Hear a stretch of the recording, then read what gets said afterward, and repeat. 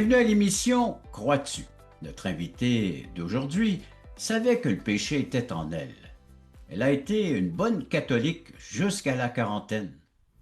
La messe, confession, communion, prière, sacrifice, indulgence, etc. Pendant tout ce temps, Dieu lui parlait. Puis un jour, dans sa grâce, Dieu a transformé sa vie. Comment s'y est-il pris? Ben, c'est ce que nous allons savoir à l'instant même parce que j'ai le plaisir de vous présenter Madame Rita Chouinard. Rita, bienvenue à l'émission Crois-tu? Oui, merci pour cette invitation. Belle Bonjour à tout rencontre le monde. virtuelle. Oui. Bonjour tout le monde. Bonjour à tous ceux qui m'écoutent. Et tout d'abord, je voudrais vous dire d'où je viens. Je viens de loin.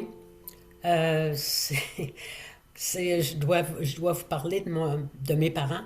Hmm, Mon père qui est devenu orphelin de père et de mère à l'âge de 16 ans. hmm, Et ils avaient une famille de 8 enfants. Et mon père, avec sa sœur de 14 ans, ont pris la relève. Ils sont restés dans leur maison. Il y avait un oncle qui était leur tuteur et qui allait les visiter une fois par semaine. Et souvent, c'était pour vérifier si tout le monde était bien obéissant, puis tout ça. Mais quand même, ils sont restés à la maison, puis mon père a vieilli. Et à 21 ans, c'est lui qui a pris le tutorat de la famille avec sa sœur encore qui continuait, mais sa sœur, pas longtemps après, elle s'est mariée. Et ça prenait une femme là, pour... il n'y avait pas de femme dans cette famille-là. Elle hmm. avait 6 garçons et 2 filles. Puis l'autre fille était beaucoup plus jeune. Alors, quand la sœur s'est mariée, bien, il fallait la remplacer. Et l'heureuse élue, ça a été ma mère. Ah oui. Et ça, c'était un mariage arrangé. Hmm. Parce qu'elle a eu une exemption de 2 bancs. Je ne sais pas si vous savez ce que c'est, là.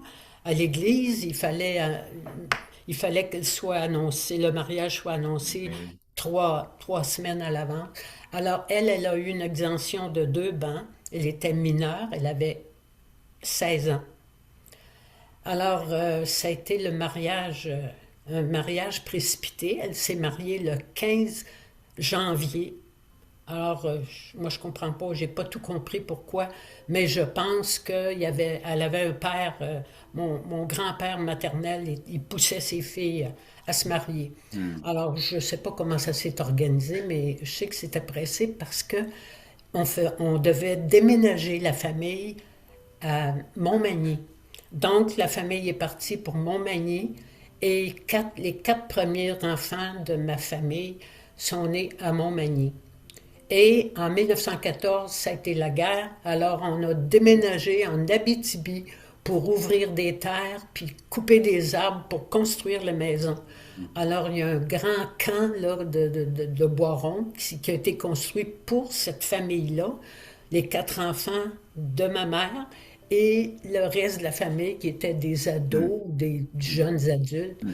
Le plus jeune devait avoir il avait peut-être 21 ans, là, celui qui vient après les deux grands, le grand frère et la grande sœur. Alors, c'est ça, puis moi, ben, je suis arrivée pas mal longtemps après parce que ma mère continuait à avoir des enfants. Le 5e de la famille est arrivé à Lassar, en Abitibi. Et il a été le premier baptisé dans cette paroisse-là. C'était nouveau, tout nouveau, là. C'est en 1914, c'était pour être exempté de la guerre. Alors, il y en avait qui auraient pu être à l'armée, là, puis être conscrits. Donc, c'est comme ça que la famille a commencé, puis ça s'est continué en Abitibi. Puis moi, je suis née en 1932, un dimanche, et le médecin qui a aidé ma mère et m'a baptisée, Ah c'est-à-dire oui. qu'il m'a ondoyée. Et la même journée, on m'a amenée à l'église pour suppléer au fameux baptême du médecin. Hmm. Alors j'ai été baptisée 2 fois. Eh bien, Et je devais pas vivre, mais j'ai vécu. voilà, c'est Puis parce ma qu'il y avait tante, des complications à la naissance, c'est c'est ça. ça. Je sais pas exactement quoi, j'ai jamais posé de questions parce que j'ai vu ça après la mort de ma mère que j'avais été ondoyée. Mais c'est pas compliqué, je suis encore vivante. Et puis, mais ma tante qui prenait soin de ma mère, il paraît que j'étais une petite braillarde. Alors, je sais pas qu'est-ce que j'avais, mais j'avais pas une bonne santé. Ouais. Donc, j'ai grandi, puis comme tu as dit au début, là, c'est ça. J'étais une bonne catholique, puis Mhm. je voulais aller au ciel. Puis à un moment donné, ben, on faisait toutes sortes de choses pour pouvoir aller au ciel. Euh, Gagner des indulgences, puis surtout Mhm. l'indulgence plénière que je voulais avoir, moi, à tout prix, faire 9 premiers vendredis du mois, euh, comme la communion, la messe et tout ça, puis j'ai jamais réussi. Parce Tu que voulais devenir pur, pur, pur, là, pour ben pouvoir oui, faire je voulais l'accès aller en au genre de la ciel, mais je savais que je pouvais pas aller au ciel. Hmm. Mais je voulais pas faire de grands détours par le purgatoire non plus. Hmm. Alors, j'essayais de m'organiser pour en faire le moins possible. Donc, c'est comme ça que j'ai grandi. Puis, mes études, je dois vous parler de mes études. J'ai été enseignée dans une petite école de campagne quelques Oui. années, 3, 4 ans, je pense. Puis après, j'ai été chez des religieuses, les sœurs de l'Assomption de la Sarre, Hmm. qui étaient des bonnes enseignantes. J'aimais beaucoup l'école. J'étais quand même assez bonne. Il fallait que je travaille beaucoup, par exemple, parce que j'étais peut-être un petit peu TDAH, là, un petit Hmm. peu en l'air, là, puis j'étais facilement En distraite. ce temps-là, on ne parlait pas de cela. Non, mais là, C'était je le des enfants qui étaient réalise. agités, oui, des enfants qu'on mettait dans la cour Ouais. d'école, puis amusez-vous, puis dépensez de l'énergie. Ouais, mais, là, mais les petites filles ne pouvaient pas dépenser de l'énergie comme Oui, ça c'est vrai. quand Ben, on ça joue au était jeune. ballon. Ben, Mais Rita, je te quand même, remercie pour ce premier volet de ton oui, entrevue. Intéressant, assez de complications, hein, mais oui, tu as réussi à passer à travers. Puis on va savoir qui absolument. t'a aidé à passer à travers toute cette vie Mais avec... c'est les bonnes sœurs. Ah, ben écoute, elles font Puis partie de ma ta vie. mère aussi, ma Oui, mère qui était une femme tellement oui. chaleureuse, puis Ben, elle tu nous vas nous aimait en tellement. parler après la pause, là, parce qu'on va Oui, faire une courte pause, Rita, puis après la pause, la suite de ton témoignage. Le voici, ce merveilleux cadeau. Nous vous offrons un livret d'environ 20 pages. Il porte le titre Passeport pour le ciel. Très bien illustré, un enfant pourrait le saisir et comprendre la portée du message. Nous vous l'offrons tout à fait gratuitement, sans aucun déplacement.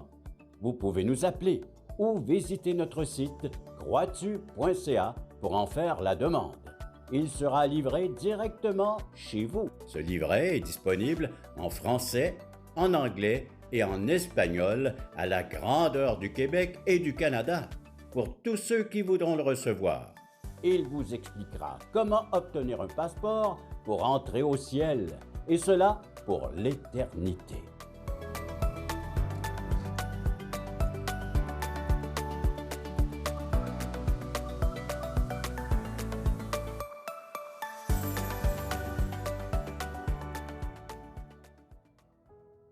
Rita a une vie assez mouvementée, et puis des problèmes dès ta naissance, mais bien entourée par ta maman, tu dis, puis les religieuses aussi. Donc, il y avait des oui, personnes qui étaient là dans ton entourage c'est pour ça. t'accompagner.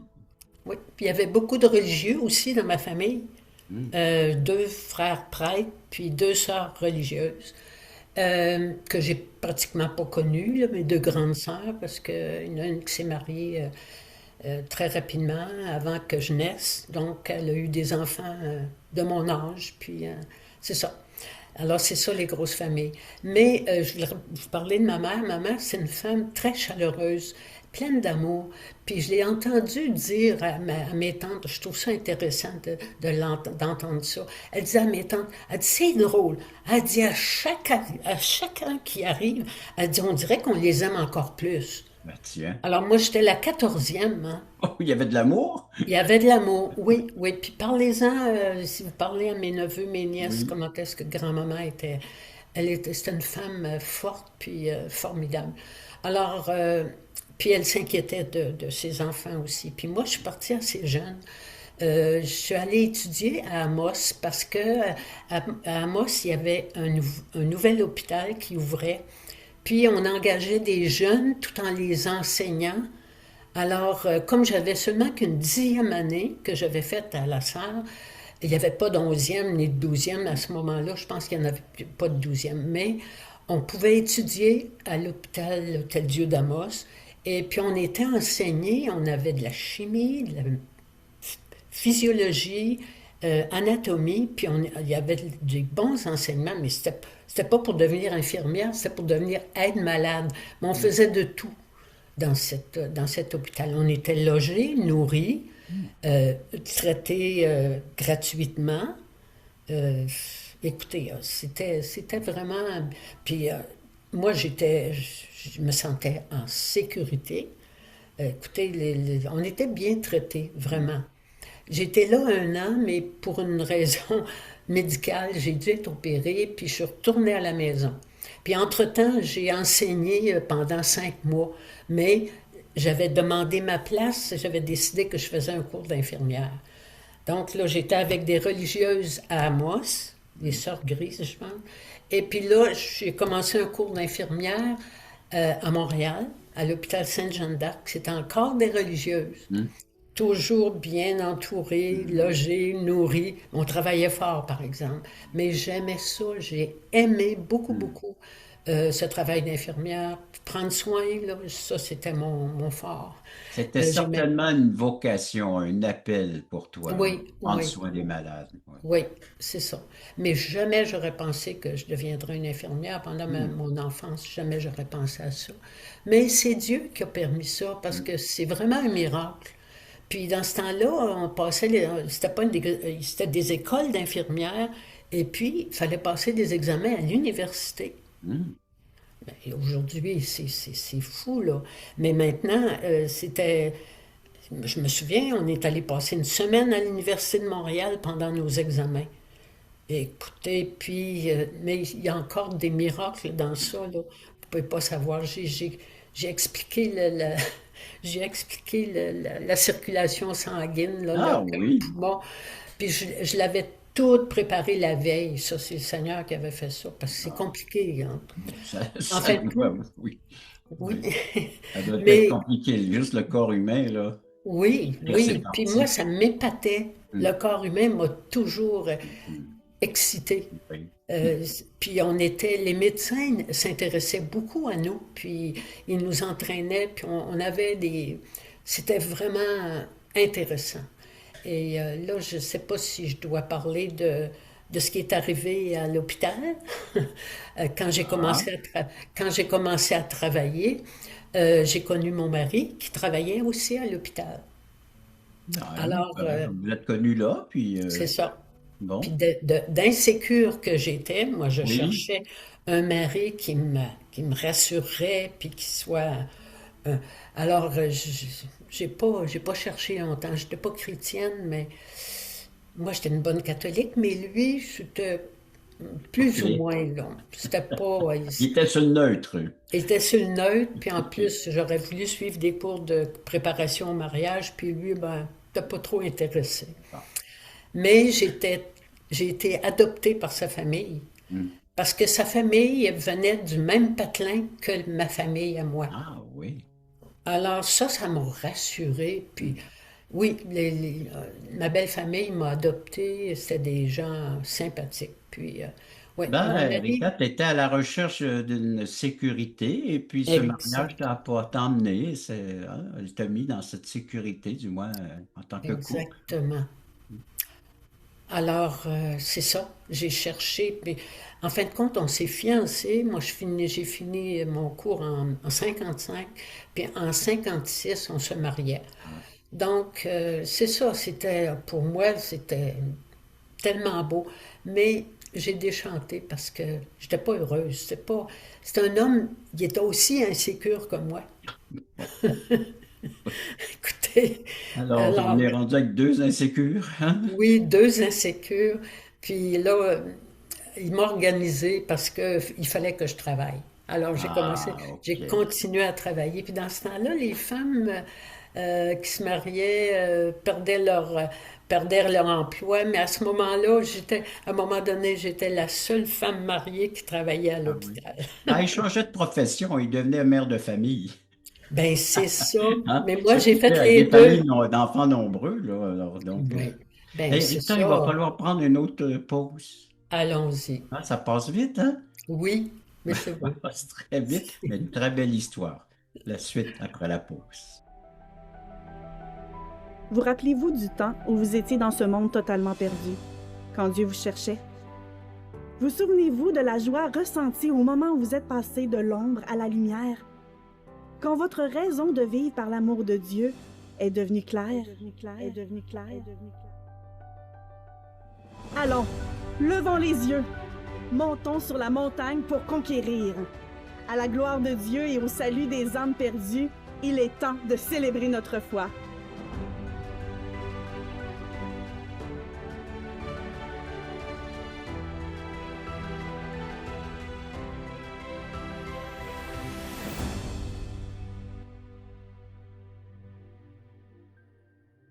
Donc, Rita, c'est l'insécure qui s'installe chez toi. Oui. Une grande insécurité, puis, mais je travaillais fort, puis je travaillais à la maison aussi, puis je travaillais de soirée. Alors, Hey. c'est pas très bon pour les couples, ça, se rencontrer dans les cadres de porte, là. Puis en plus, ben, je travaillais une fin de semaine sur deux, Hmm. assez souvent. Mais j'arrêtais quand j'accouchais, mais là, j'ai eu quatre filles, Ah, OK? Alors, dans l'espace de 10 ans, là, j'ai eu quatre filles. Et puis, mais mes filles, ça m'inquiétait.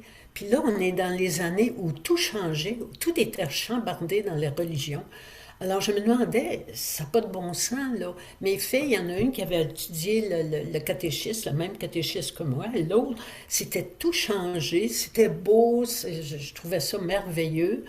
Il y avait un disque, un 78 tours, qui disait Seigneur, ouvre mon cœur à ta parole. Alors, je trouvais ça merveilleux. Puis, il y avait un petit livre aussi qui avait des versets bibliques. non. Puis, entre autres, il y en a un que j'ai découvert après, par exemple, c'était Jean 3,16. Ça disait Dieu a tant aimé le monde qu'il a donné son Fils unique afin que tout le monde soit sauvé par lui. Alors, on Hmm. prenait le début du verset 16 avec la fin du 17. Alors c'est beau ça, afin que tout le monde soit sauvé. Puis c'est ça Ah, qui se passe aujourd'hui. Tout le monde est sauvé. Alors moi, ça m'a vraiment impacté. Puis je hmm. pensais à mes filles, puis je me disais, ça n'a pas de bon sens. Comment je vais les indiquer? Comment je vais les instruire? Puis à un moment donné, j'étais allée à la messe dans l'après-midi, puis c'est la fin de juin, et puis j'attendais mes filles. Mes filles sortaient de l'école pas longtemps après. Et puis, mais j'étais à genoux dans l'église catholique, puis je disais au Seigneur, Seigneur, moi je veux connaître la vérité. Hmm. Et puis, ça s'est passé comme ça. Puis là, pas longtemps après, ça c'était la fin juin, en juillet, mon frère arrive chez nous, puis il me dit, Rita, je suis en Christ. Il me citait euh, Le 2 Corinthiens 5, 2 17. Corinthiens 5, Si vous 17. êtes en Jésus-Christ, vous êtes une nouvelle création. C'est ça. Puis il En disait qu'il Christ, était c'est une ce que nouvelle. le texte dit. C'était vraiment extraordinaire. Moi, là, c'est ça que je cherchais, là. Puis là, comme il a commencé à me parler, puis là, moi, je voyais qu'il y avait tellement de choses. La vérité, ça ne change pas, ça.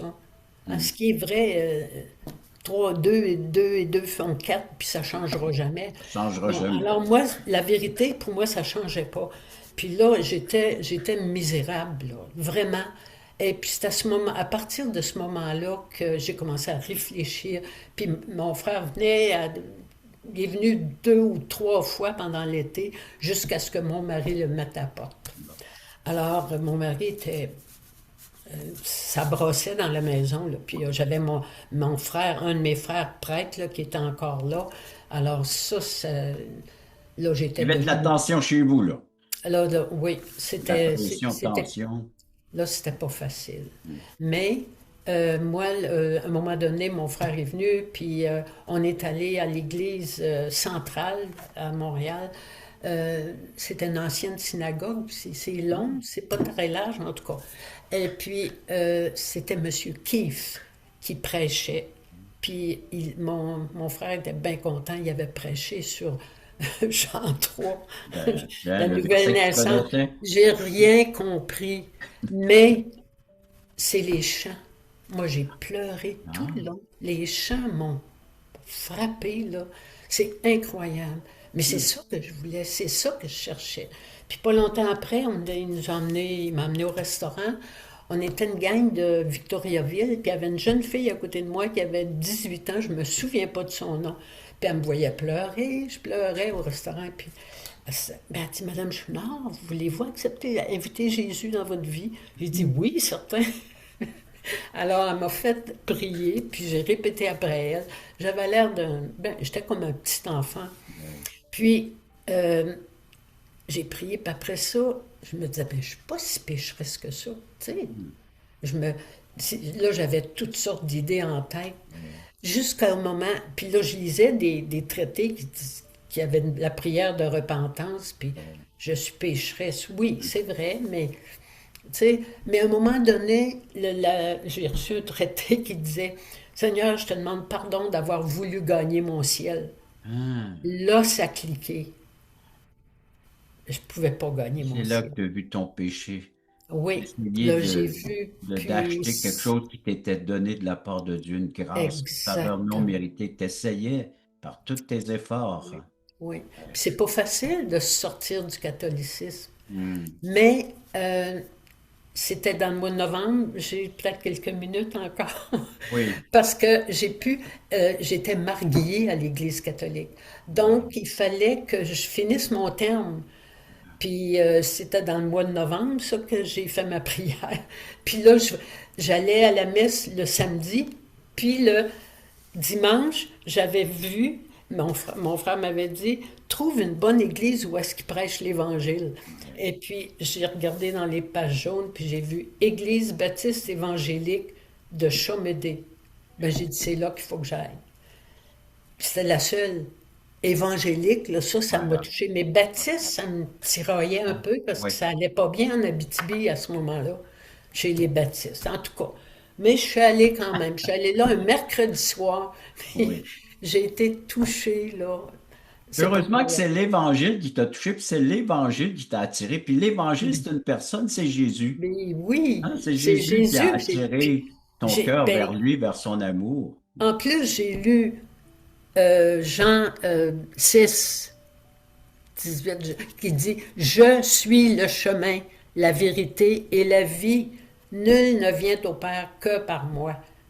Et ça, c'est Alors, le Jean 14, Jean 6, 14, véritable que je tu me viens de mêle. nous citer. Non, Oui, il faut quand le mettre à Jésus l'écran, puis dit, ils Je vont le suis le trouver. chemin, Oui. la vérité et la vie. Ben, c'est là-dessus Nul ne qu'on vient au Père termine que par cette portion de l'émission, ma chère moi. Oui, Rita, par un texte comme ça qui va être à l'écran. Mais après la pause, une petite minute ou deux, hein, avec toi, oui, pour oui, terminer l'émission, après la pause. d'accord. Le samedi 11h30, Crois-tu vous invite à regarder les témoignages vivants et percutants qui nous ramènent à l'essentiel. Nos invités vous dévoileront comment le Seigneur est entré dans leur vie.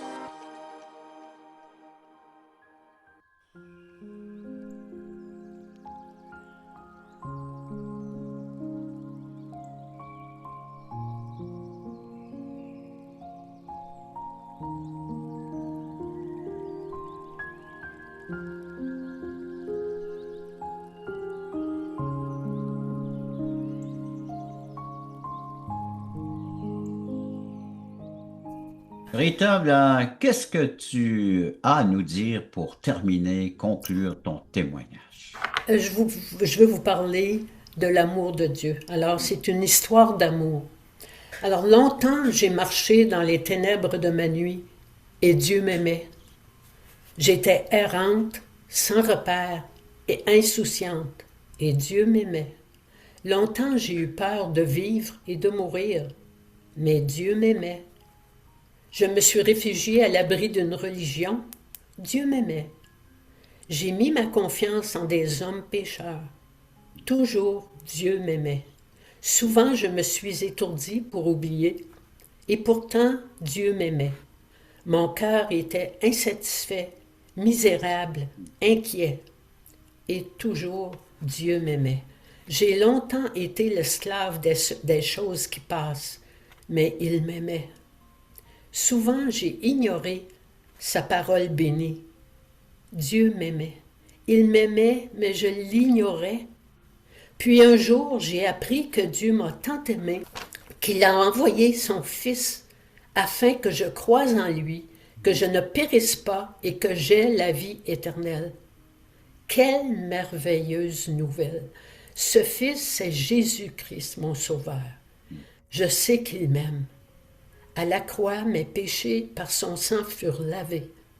N'est-ce pas qu'il m'aime? Bannis la crainte, loin l'anxiété. Il m'aime. Incomparables sont la paix et la joie qu'il me donne. C'est qu'il m'aime. Jour après jour, il étend mes limites, afin que moi aussi, je l'aime. Alors Christ est mort à la croix pour payer la dette de mes péchés. Ben, Et c'est Rita, quand oui, ça ne finit jamais, oui, il continue à nous aimer. c'est un amour éternel, hein.